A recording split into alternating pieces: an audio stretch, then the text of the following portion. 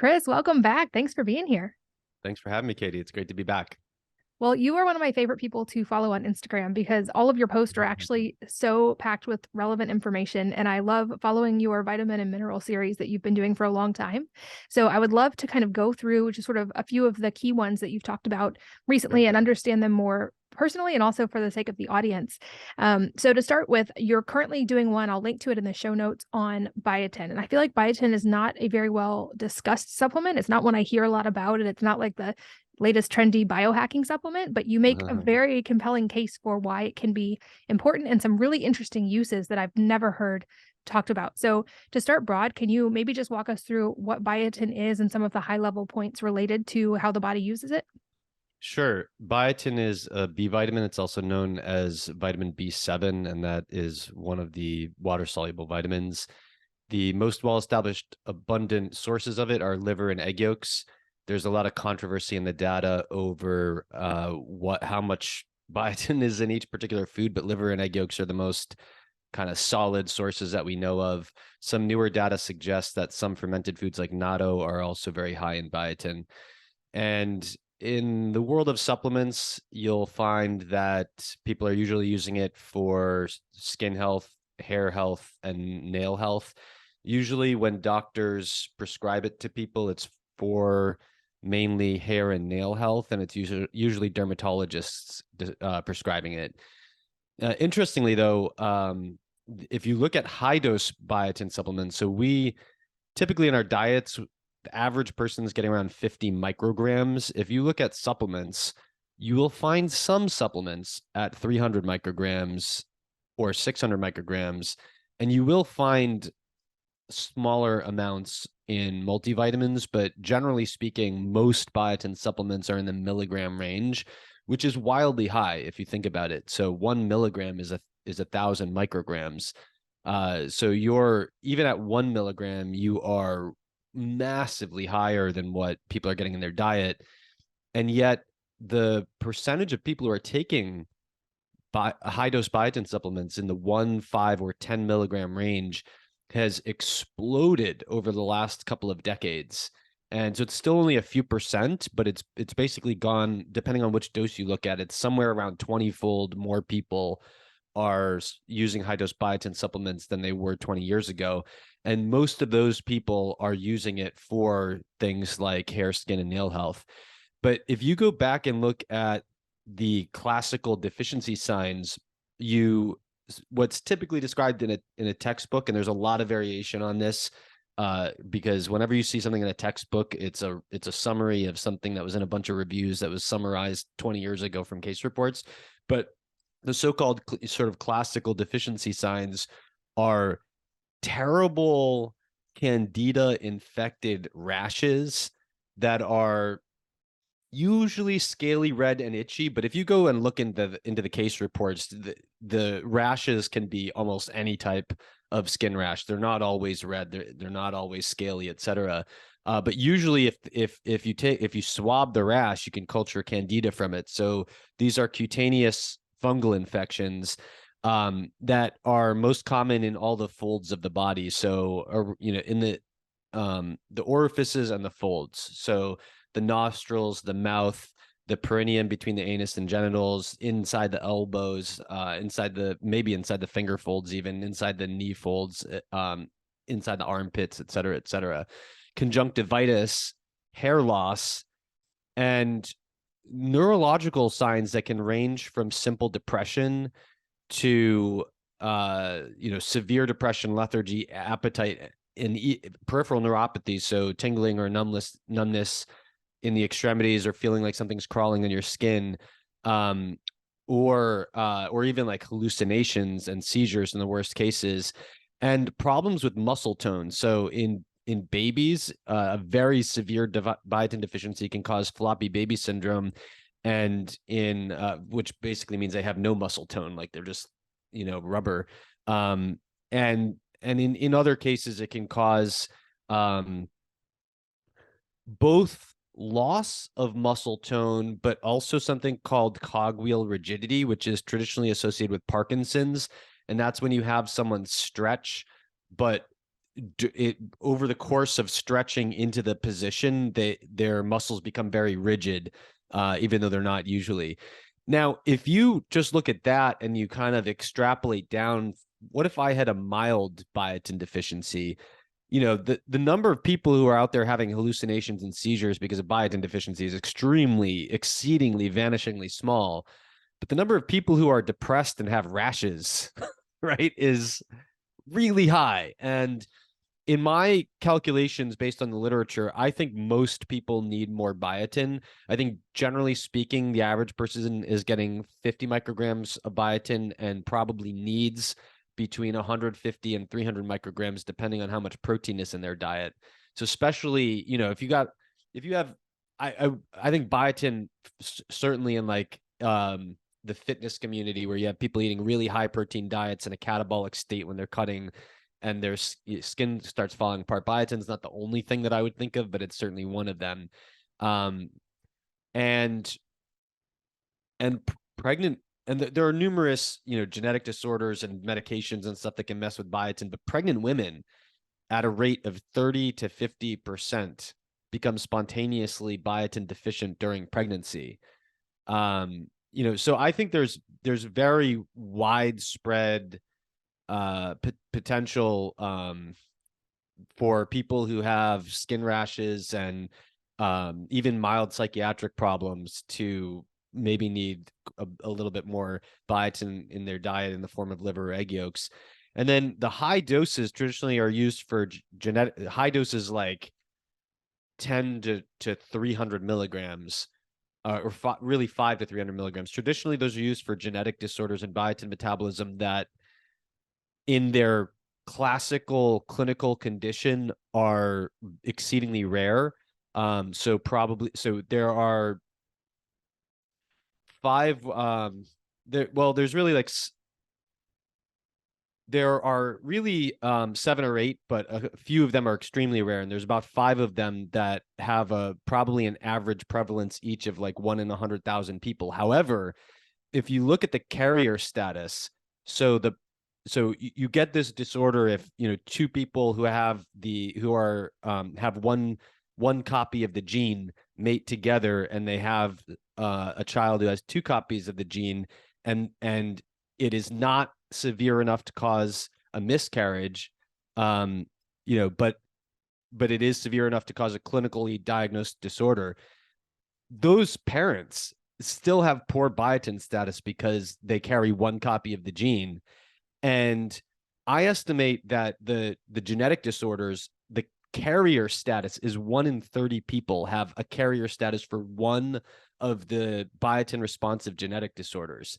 And the health of carriers is very not widely considered by anyone, but there's this very interesting case report of a 38-year-old woman who had gone through a couple pregnancies, and then in her 38th year of life, all of a sudden started getting vaginal yeast infections that were treatment resistant, or the treatment would help a little bit, but it would just, you know, come back with a vengeance for a year.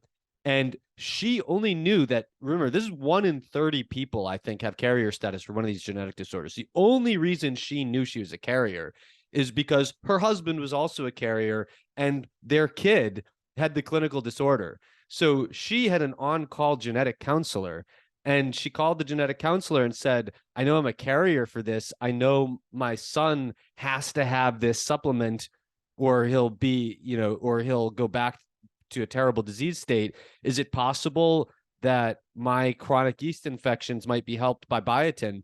And the genetic counselor said, yeah, I don't know, try it. And so she goes on 10 milligrams of biotin, problem disappears, right? So I do think that there's 1 in 30 people who need high dose biotin supplements. And then I'll just throw in there are some convincing trials in diabetes for blood sugar with them, and some very unconvincing trials with multiple sclerosis. But that's it in a nutshell. This is fascinating. There's so much to unpack. So liver and egg egg yolks are the most abundant food sources. Is it possible for the average person who doesn't have one of those genetic disorders to be able to get enough from food sources? Oh, for sure. But I think that we all underestimate how much we need and how widely prevalent it is to need a little bit more. So I totally think the average person, not even the average person, I mean, I totally think that, you know, 29 out of 30 people can get enough from food. It's just that depending on what dietary trend you're in, may be kind of pushing the limits that you, in terms of what you want to eat. So, for example, on a high protein diet, I think you look in the fitness community, there's a lot of people that are like, well, we did a 2-year study, 300 grams of protein a day doesn't cause any kidney toxicity. It's all BS, blah, blah, blah, blah, blah. And so for performance, people are eating 3 times more protein than anyone ever would have gotten before. And they're kind of having to go out of their way to do it. That's going to make it really hard to get enough biotin from food, especially if you're in the fitness community and you believe in avoiding fat, because you're going to have to eat like 1 egg yolk for each serving of whole food protein in order to make that happen. And it's not only egg yolks, but you get the point, right? Like, it becomes, if you're pushing your protein higher than what you would get if you were just kind of hanging out eating whatever you want, you're also pushing your biotin to where you are going to have to put equal effort into getting your biotin as you do your protein. And no one in the fitness community is doing that. And is this maybe some of the reason that we're seeing like people in the fitness community have more skin problems at times? And I'm actually really curious. So it sounds like protein increases our need for biotin. I've been eating higher protein than I used to try to put on muscle, because that's part of my current journey. But I've only really ever heard biotin talked about mostly in the hair, skin, and nails conversation, not in the like, these are the things that increase our need for biotin. I feel like this is a very important point, and I'm not hearing these people who are recommending a lot of protein also recommending biotin. So I feel like this is really important. Yeah, and also it's not just hair, skin, and nails. Depression is, how many people are depressed, right? And I'm not saying everyone who's depressed needs biotin, but if the average person needs more biotin and there's a high rate of depression, there's probably a lot of people whose depression would get at least a little bit, if not a lot better, with biotin. Well, and I've given my advice before that is probably my second most unpopular advice, which is I consume a little bit of raw liver in the morning a few times a week. It's sort of a nutritional insurance policy. That's second only to my recommendation about eating sardines. People seem to not love those recommendations. Yeah. But it seems like biotin does at least have sort of an understanding about it being good for hair, skin, and nails. But that part is spot on, right? Like biotin can be supportive for those things as well. Well, I wouldn't call it spot on. It's there's a lot of people taking it for hair, skin, and nails who are probably not being helped at all by it. And B, like the dosing it doesn't make any sense, right? So the people who are taking if you, like I said before, it's hard to find something that's like 600 micrograms or 300 micrograms that's not a multivitamin, and it's standard to find something 1, 5, or 10 milligrams. There's no way. The only way you can possibly need 1 to 10 milligrams of biotin to optimize your hair, skin, and nails is if my estimate of 1 in 30 people who have carrier status for a biotin responsive genetic disorder, granted that's 1 in 30 people, that's a lot of people, or you have a long-standing, decades-long marginal loss of marginal deficit in biotin that you are fixing more quickly. So biotin is extremely well absorbed and is extremely well incorporated into body stores at high doses. And so it's very possible that if you spent the first 5 decades of your life eating 50 micrograms biotin less than you need to, then you might well benefit from a loading dose of 10 milligrams for 2 weeks, a month, 2 months, and then you go back to a maintenance dose, but no one's doing that. And it, I'll tell you, I believe that I have some of these genetics and that my mom does. I should make it very clear. Anyone who's taking biotin supplements needs to stop taking them 4 days before any lab work. And if you're doing thyroid antibodies, you should stop biotin supplementation 7 days before any lab work. And that has nothing to do with the biotin being bad for the thyroid, but it can mess with the tests. But my mom has been taking 5 milligrams of biotin because it was the one thing that stopped her lifelong elevated rate of hair loss. She stopped taking it for 4 days to do lab work, and her rate of hair loss increased during those 4 days and then decreased again when she started taking it again. So there are some people who don't know that they're doing that, who are doing that with those supplements, but probably 80 or 90 or more percent of the people who are taking those supplements should probably like take a loading dose and then go to something smaller. But the supplement industry has not made it very easy to do that. That was going to be my next question is, people hear this, they probably are thinking, oh, I probably need more biotin. This sounds great. How can the average person, some people probably do have their own genetic test, but how can the average person figure out how much is an appropriate dose for them? Well, there are good ways and there are okay ways to do it. So the ideal way, if resources are not limiting, is to do serum biotin testing and functional marker testing. Usually in the urinary organic acids is where you'll find functional markers. The Great Plains organic acid test has methyl citrate as a marker. The Genova ion panel has beta hydroxyisovaleric acid as a marker, and the NutrEval has beta hydroxyisovaleric acid and 3-hydroxypropionic acid as markers. I think the NutrEval is probably the best because 90% of people have elevated beta hydroxyisovalerate in their urine. But 10% don't, and the other 10% are probably going to be caught by the second marker that they have. So the NutrEval with serum biotin from like LabCorp or Quest would be the best way to dial up the dose that you need to optimize those things. But for people who are not doing data intensive health journeys, then I would say,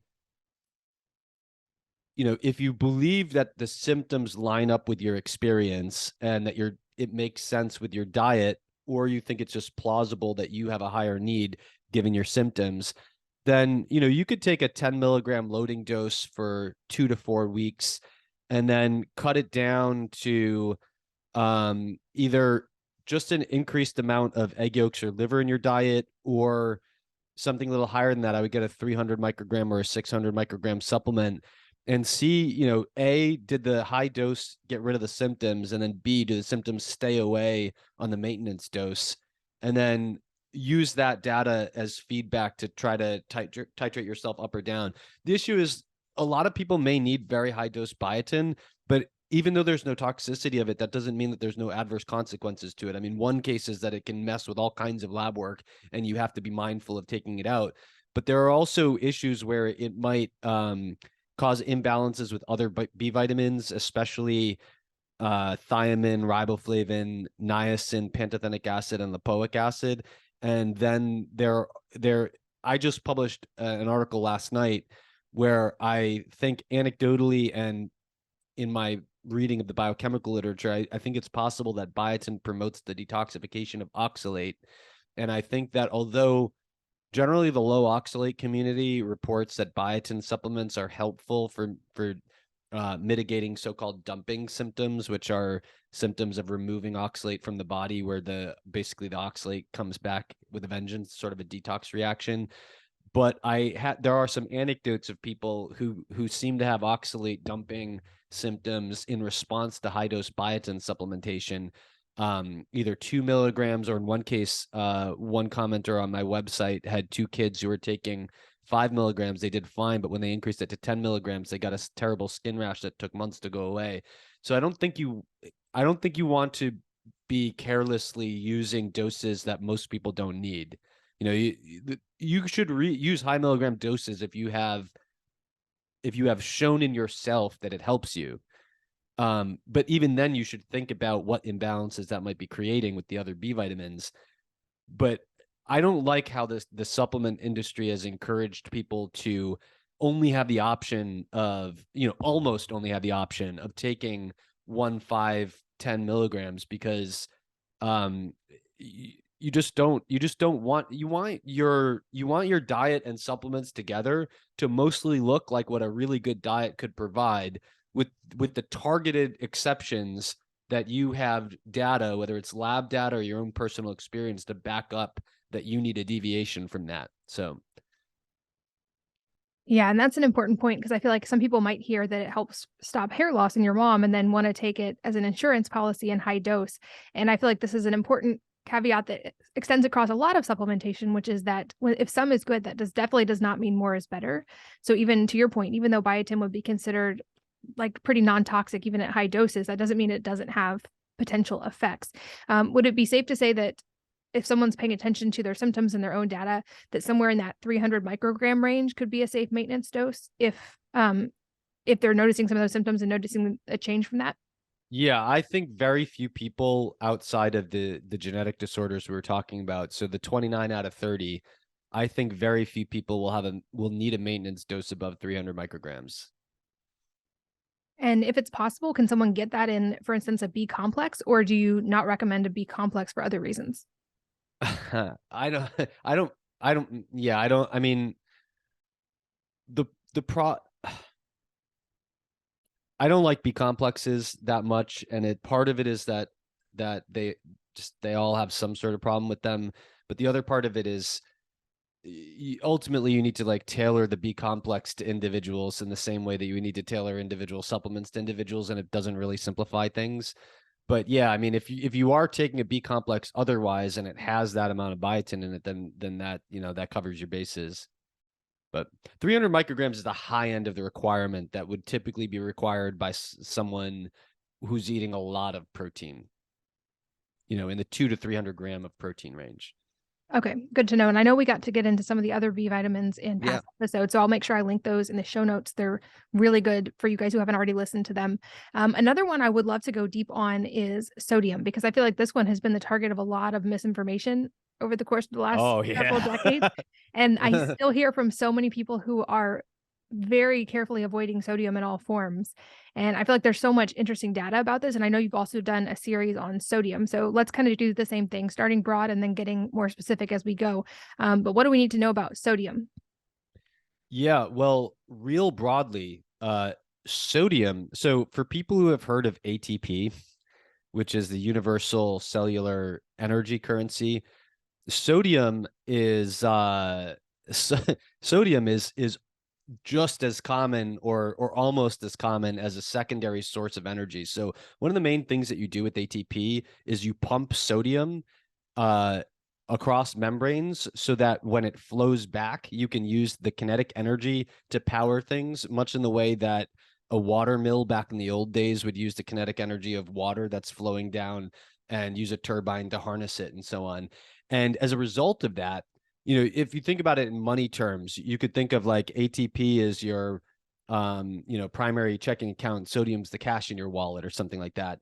And as it turns out, sodium is needed to absorb many nutrients ranging from glucose to B vitamins to iodine to just a huge list, not only in the intestines, but also in cellular transport in the body. So transport of different things into different tissues, right? So that's one gigantic thing that covers sort of like everything could go wrong if you don't have enough sodium.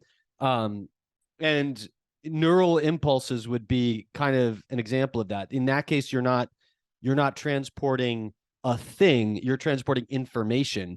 And the way you transport that information from whatever initiated a neural impulse is that sodium and potassium flip sides on the neuron's membrane all the way down, traveling down the axon, and that's how the information travels. So if you don't have sodium, you're neurologically you're not going to work correctly.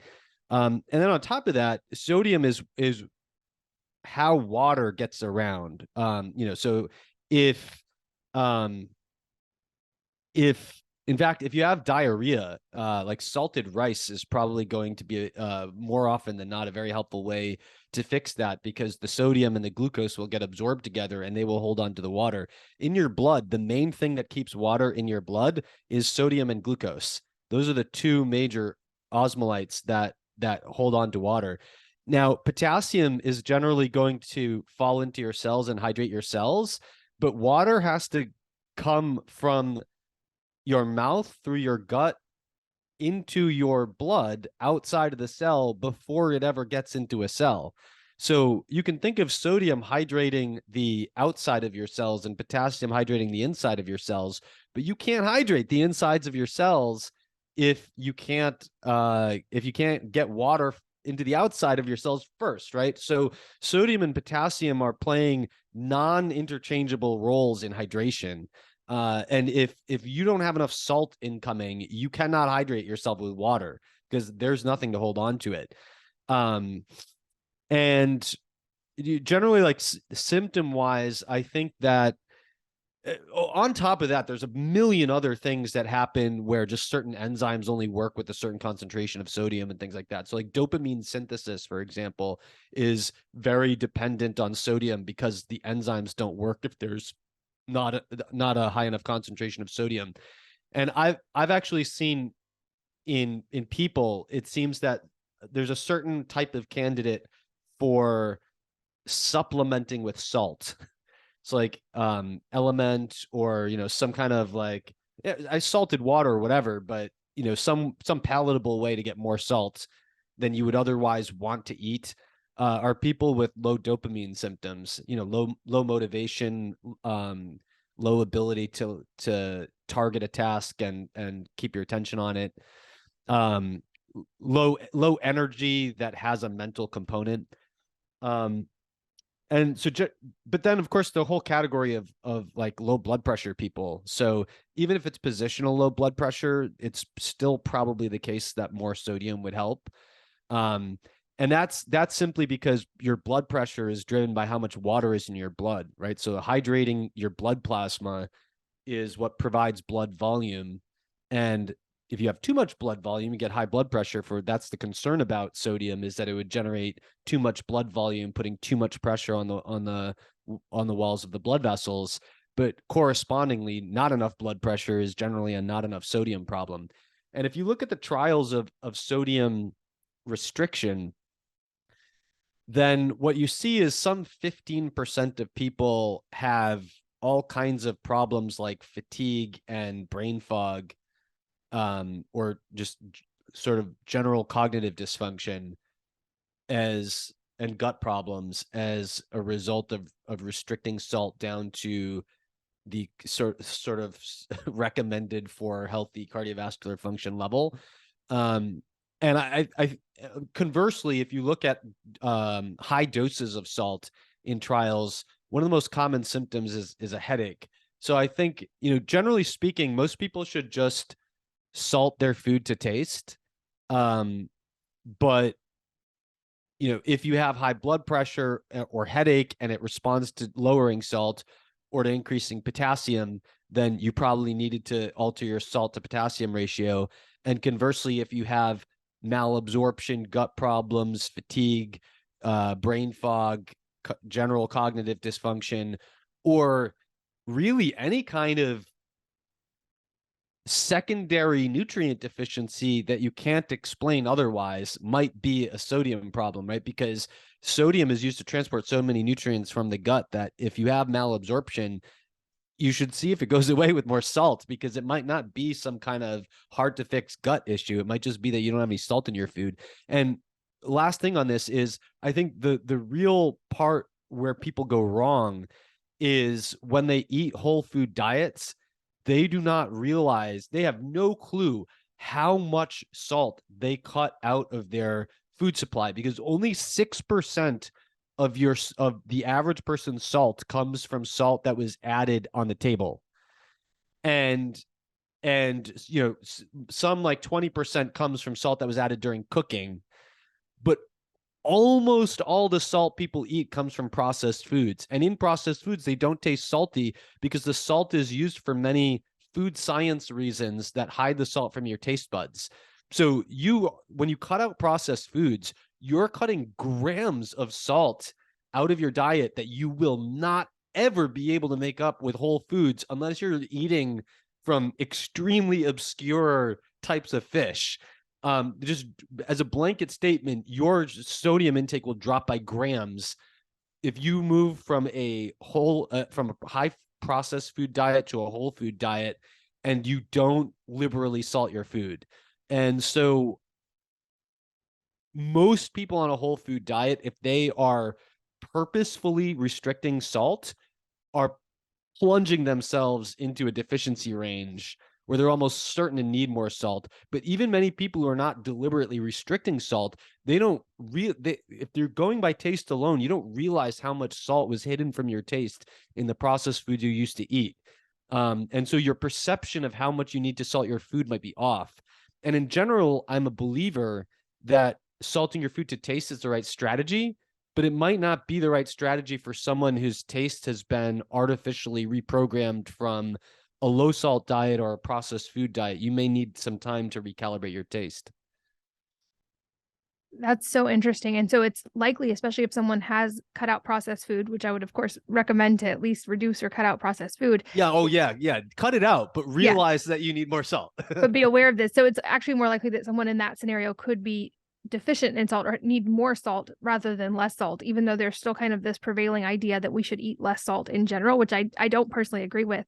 Just purely anecdotally, I've noticed I feel better and more energetic if I drink Element, for instance, before coffee in the morning, before breakfast, and like really focus on actually getting enough of that.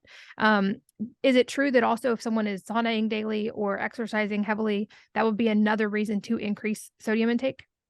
Well, very interestingly, in the recent publication in the revisions of the sodium DRIs by what's now the National Academy of Medicine, used to be the Institute of Medicine, the DRIs are the RDA and all the related variables. There is no RDA for salt, but there's an AI, which is a less evidence-based recommendation, and there's a chronic disease reduction CDRR, whatever it's called, is a new metric. But anyway, they state that their recommended amount for salt does not apply to people who engage in intense exercise or are exposed to high ambient heat.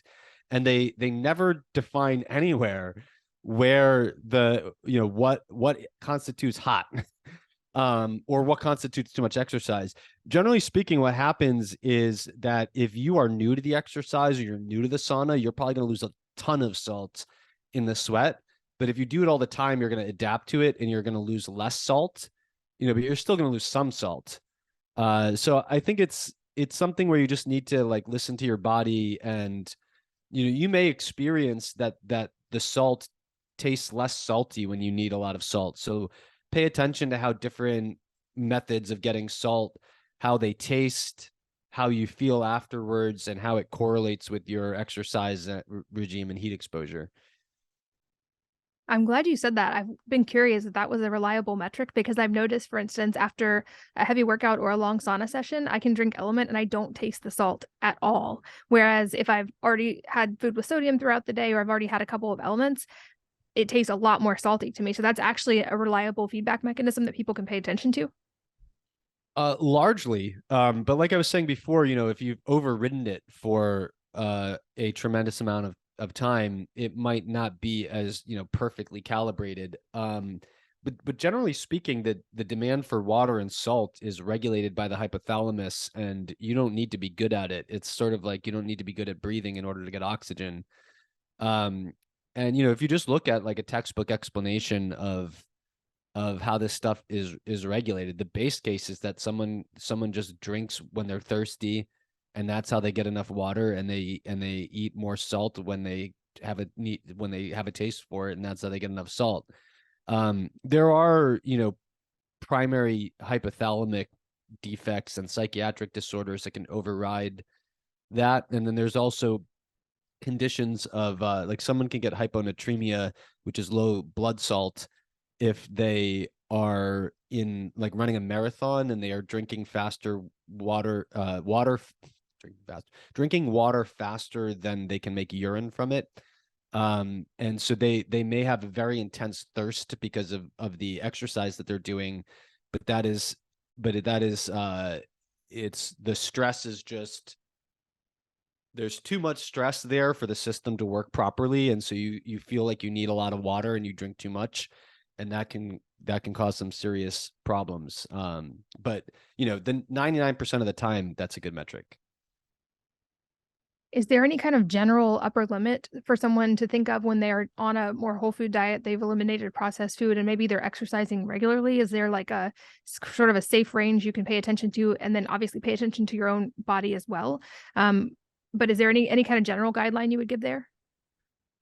I think it would be insanely hard to salt your food and hit any kind of upper limit. So probably 5 to 6 grams of sodium is a reasonable upper limit, but I forget the percentage. Salt is, let's see, salt is somewhere around 70% sodium. So let me just take two figures here. By 58. So yeah, so salt is like 40% sodium. So if you take 5 grams and divide it by that, that's like 13 grams of salt. I don't know. I mean, yeah, if you're even element, you need a box of it. So like people are way more likely to hit their individual tolerance before they are to hit like a general cap on how much sodium is safe. Okay. Unless they have belong to some weird cult that believes that the more grams of salt you eat a day, the closer you get to heaven or something like that. But it's no one's going to salt by taste their way to 13 grams of salt a day. Okay, so the average individual wondering, like, am I getting too much salt or not enough salt? They're much more likely to be on the not enough end of the Well, you're spectrum. getting too much salt if you get headaches, edema, which is swelling, or high blood pressure that responds to reducing your salt. I mean, even in those cases, it might be more of a matter of balance with potassium than it is the salt. But like your salt to potassium ratio is too high. If you have those symptoms, and lowering gets rid of it. Okay, and you've mentioned potassium a few times, so let's talk about that one too. Sure. Are there ranges, things to be aware of, forms of potassium, sources of potassium, amounts of potassium? What do we Yeah. need to know about that in light of the sodium conversation as well? Yeah. So, very briefly, we could kind of borrow from that conversation for the sake of time and say that potassium is a nearly universal partner to sodium, generally participating in most of the things that sodium does. Potassium is also needed to handle sodium, and sodium is needed to handle potassium. And generally, they're needed for water balance. Like I was saying before, sodium helps bring water in, potassium helps bring it from outside to inside your cells. And then there are things in particular that potassium does. There are certain enzymes that are activated by potassium that are involved in energy metabolism. So I think potassium has a very unique way that it can promote um, feeling energetic and having good glucose tolerance. But that said, generally when you look at adverse effects of sodium, it's really an adverse effect of the sodium to potassium ratio becoming too high. And generally speaking, people are a lot more likely to run too low in potassium for the simple reason that in our ancient past, we had to seek out salts deliberately, and potassium was in foods that were all around us because generally low calorie foods are pretty high in potassium. But when you start, like with the advent of agriculture, we started producing foods that were very high in calories relative to their potassium. So the grains, for example, are much lower in potassium per calorie than pretty much any other plant food. And then we started refining them. And so nowadays it's very easy to get high calorie, low potassium food, but also we don't need to go to the ocean to, like, different ways to get salt in the past would be find a salt, like a wild salt lick and mine salt, or go to the ocean, take ocean water and use it in your cooking water. That's what they did in Catawba, for example. Nowadays we have it on the table, right? So we have a very we have an evolutionarily programmed desire to seek out salt and no such desire to seek out potassium because we never needed it. And now that the tables are flipped, it's hard to get potassium and it's easy to get low potassium foods. It's easy to get salt. So I think it's very common to need more potassium. And generally speaking, there's a few dietary rules of thumb. So first of all, animal foods are generally a good source of potassium, but there is no potassium in fat. So when you're looking, I'm not a fan of eating egg whites, and they're terrible for biotin status. But if you look at potassium in an egg, it's one of the few things where you're obviously getting more potassium if you were to eat egg whites alone and cut out the yolks. I'm also not a fan of skim milk, but there's way more potassium in skim milk than there is in whole milk, simply because fat has no potassium. So there's no potassium in butter. If you eat meat, the leaner cut has more potassium. But another rule with animal foods is that potassium is lost in the cooking water. So if you cook steak, you will lose like half the potassium in the pan if you throw out the juices. So if you find a way to reincorporate the juices, whether it's cooking it into a stew or just drizzling it back over your meat and soaking it up with rice or potato or bread or whatever vegetable, whatever you want, then you'll get a lot more potassium from your animal foods. And then in plant foods, there's a couple principles. One is grains are low in potassium, refined grains are extremely low in potassium, and then a very wide spectrum of plant foods is the basically the best way to get more potassium outside your animal foods. And most rules that people think of are bad ones. So for example, like bananas are good in potassium. You have to eat 1,200 calories of bananas to get enough potassium in a day. So it's you don't want the simple foods like this food is high in potassium. For the most part, if you just if you're not eating an extremely high fat diet, and so people on keto really need to like select vegetables that are high in potassium. And in fact, I have on chrismasterjohnphd.com, I have a on tools, you can click open getting potassium on keto or carnivore, I think it's called. And it's a database that ranks foods by their potassium to net carb ratio. So I do think that's like when your fat is really high is when you have to think a lot about your potassium.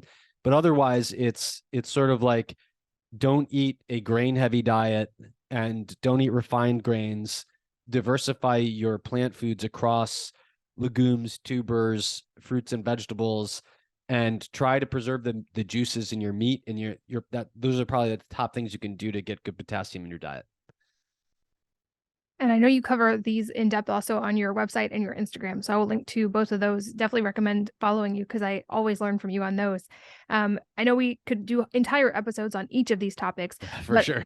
Briefly, I would also just love to touch on omega-3, omega-6 balance, only because this has been more Yep. prominent in the news lately. And I feel like there's also a lot of misinformation circulating around that. What happened in the news? Well, just there was the whole like omega-3s are good, omega-3s are bad, they're going rancid, omega-6s Okay. are actually good for you. We need vegetable oil.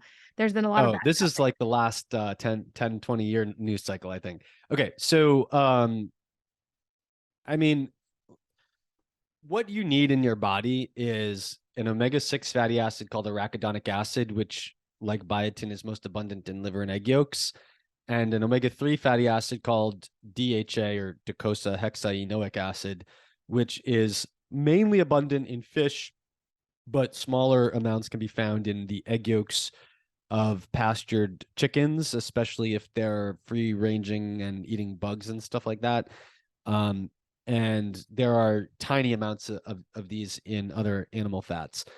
Now, there are plant oils that can provide precursors to these, but we need to make those conversions. And there's a lot of variation in the conversion. Humans generally aren't great at it, but some humans are terrible at it.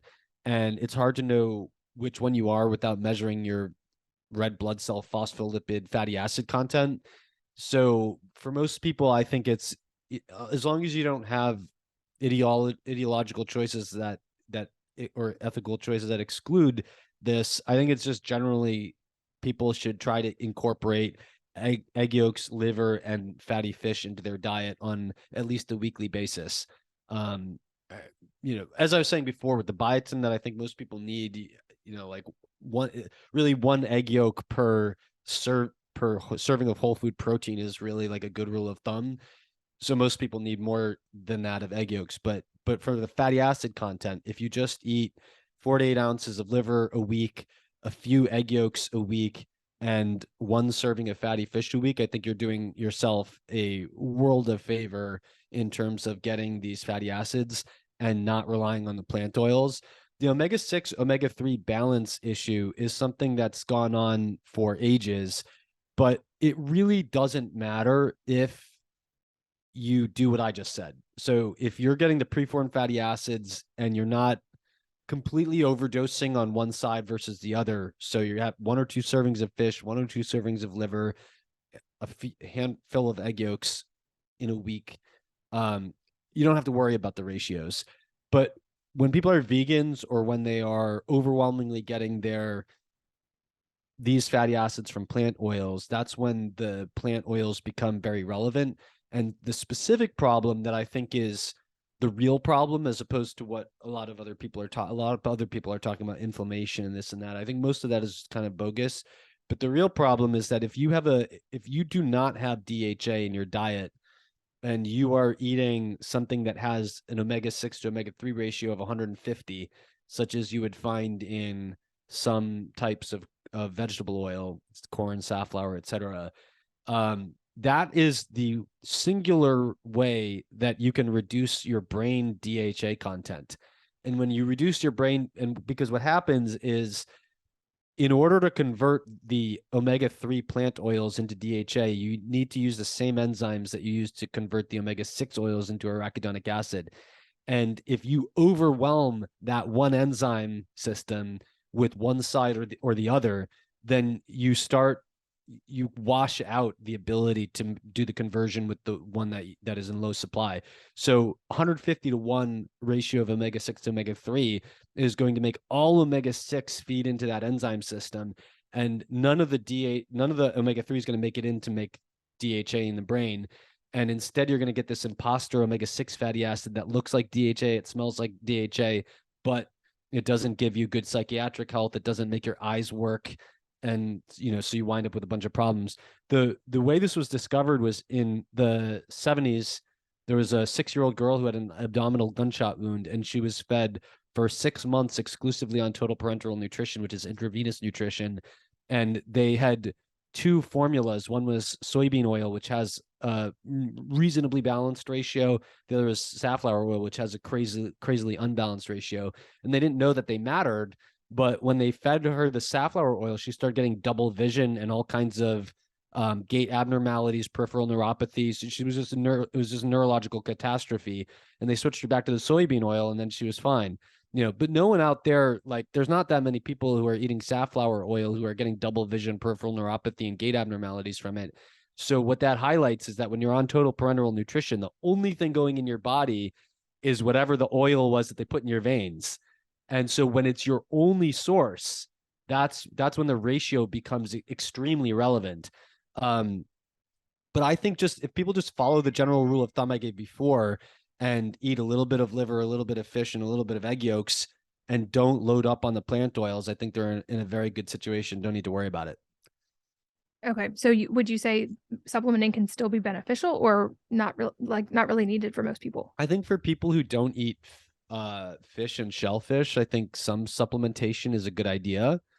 Probably to the tune of 300 milligrams per day of DHA max. However, there are some pharmacological uses of fish oil containing a mix of EPA and DHA, which may possibly be more influenced by the EPA for certain psychiatric conditions, mainly depression. And it's definitely the case that high dose EPA is a pharmacological way that you can lower triglycerides. But I don't really consider either of those supplements, because I think what they're doing is kind of hijacking the biochemistry and using it more like a drug, which is fine. I don't have like an ideology against drugs, but I think that's a very separate thing from what's the nutritional requirement for DHA. Great point. Okay. And I know there's 1,000 more topics that we could cover, and they could each be their own episode. So hopefully I can talk you into another round in the future. But lastly for today, can you just talk about a little bit about the resources you have available on your website? Because I know you have so much more there for people who are interested in springboarding into learning more about these things. Yeah. So Chris Masterjohn PhD.substack.com is the main way to find my work. I've migrated my main content production into my Substack newsletter. And if you go there now, not sure when the recording will be out, but this is probably still true. There's some recent stuff on biotin that links to my, all the several articles that cover all the stuff that we were talking about. And then on there, you'll find in the menu, there's links to my ebooks and to my courses. And one of my courses is a free course, which is Vitamins and Minerals 101. And that is a 30-day email course that gives you one lesson on each nutrient. That's basically what you'll also find on my Instagram. So on my Instagram, what I have is slides that are coming from those lessons. So yeah, I mean, you can find me all over social, but chrismasterjohnphd.substack.com. Just go to the menu and look at the different offerings available. There is where you'll find all my stuff. And I'll make sure that link is in the show notes as well. Chris, it's always so much fun. I always learn so much from you. Thank you for the time today. You're welcome. Thank you for having me on, Katie. It was fun. And thanks as always to all of you guys for listening and sharing your most valuable resources, your time, your energy, and your attention with us today. We're both so grateful that you did. And I hope that you will join me again on the next episode of the Wellness Mama podcast.